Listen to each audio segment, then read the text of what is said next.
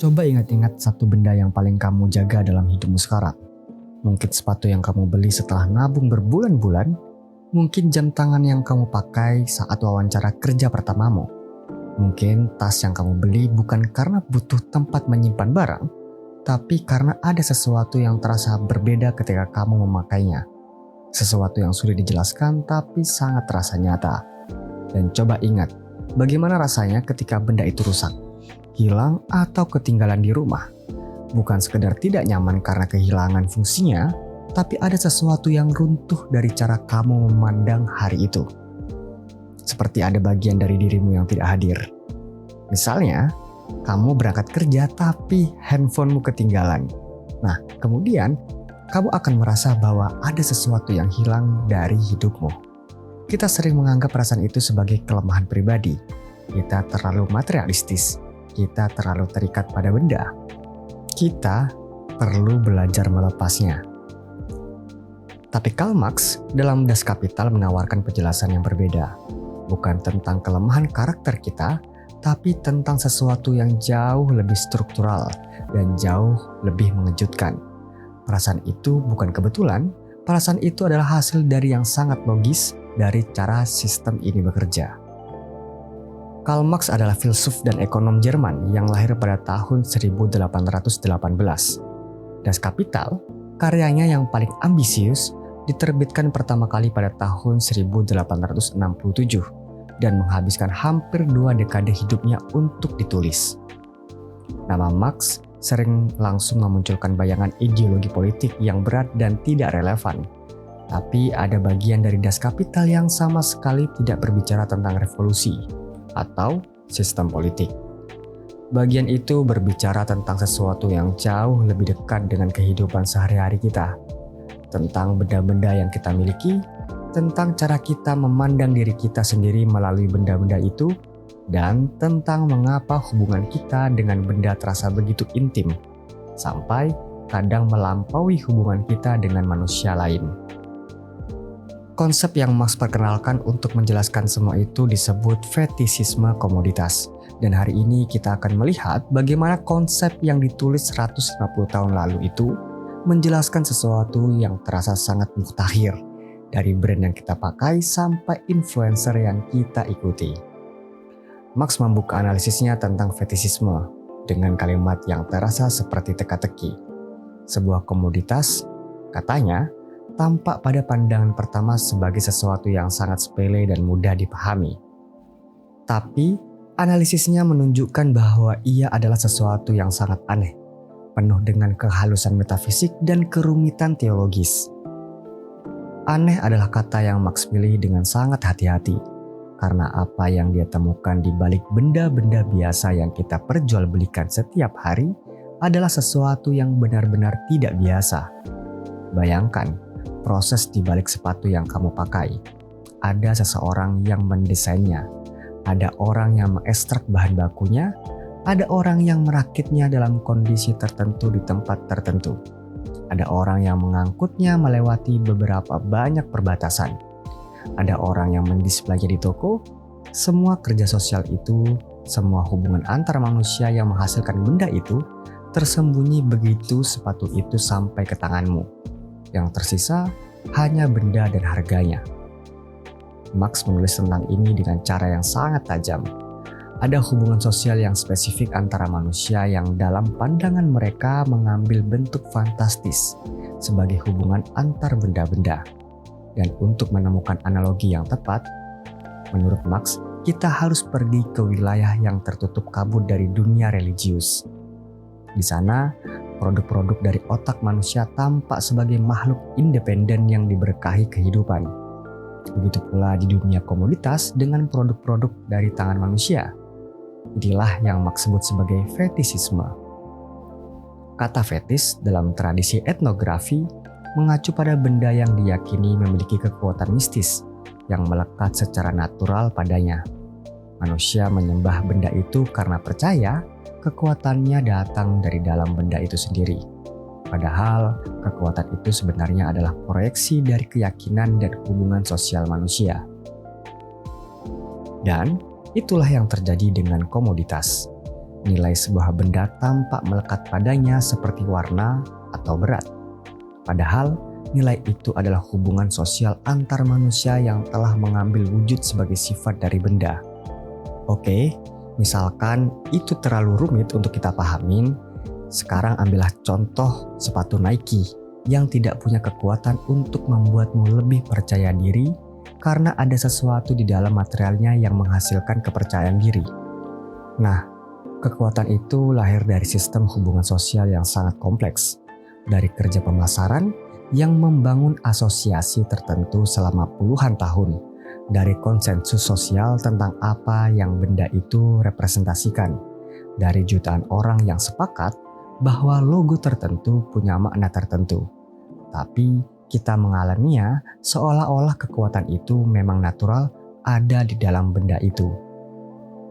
Karl Marx menulis, nilai tidak berjalan dengan label yang mendeskripsikan apa dirinya. Nilai mengubah setiap produk menjadi hieroglif sosial. Hieroglif, tulisan yang perlu diurai, yang menyimpan pesan tentang hubungan antar manusia di balik simbolnya. Dan kita tanpa sadar membaca hieroglif itu setiap hari, dalam setiap keputusan tentang apa yang kita beli, apa yang kita pakai, dan bagaimana kita menilai diri kita sendiri melalui itu. Tapi, fetishisme komoditas tidak berhenti pada benda fisik. Ini adalah sesuatu yang Marx identifikasi sebagai kecenderungan struktural dari sistem ini. Segala sesuatu yang masuk ke dalam sirkulasi pasar akan mengalami proses yang sama. Hubungan sosial yang nyata tersembunyi dan yang terlihat hanya nilai tukarnya. Dan mungkin tidak ada yang memperlihatkan ini lebih jelas hari ini dari fenomena influencer.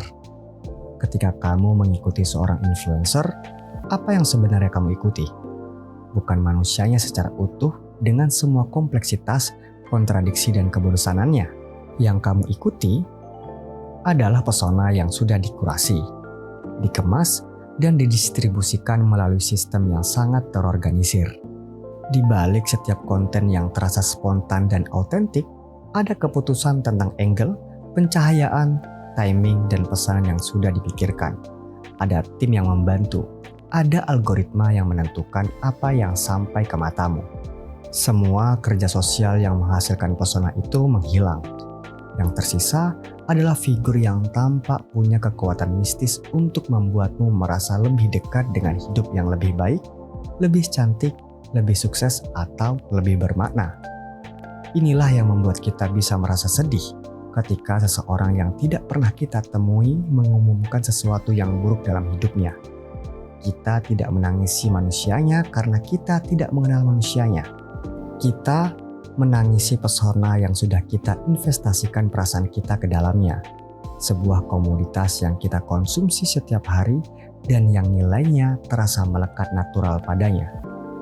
Guy Debord, pemikir yang memperluas analisis Marx ke wilayah citra dan tontonan, menyebut kondisi ini sebagai masyarakat spektakel. Kehidupan nyata digantikan oleh representasinya. Kita tidak mengalami dunia secara langsung, tapi mengonsumsi tontonan tentang dunia. Dan dalam masyarakat spektakel, semua yang pernah langsung dialami telah bergerak menjauh menjadi sebuah representasi. Artis yang kita puja, tokoh yang kita kagumi, influencer yang kita ikuti, semuanya adalah spektakel dalam pengertian ini. Hubungan kita dengan mereka terasa sangat personal dan sangat nyata. Padahal, yang kita hubungi adalah konstruksi sosial yang sudah melewati proses yang sama seperti benda-benda di pasar. Manusia yang nyata tersembunyi di balik pesona yang bisa diperjualbelikan.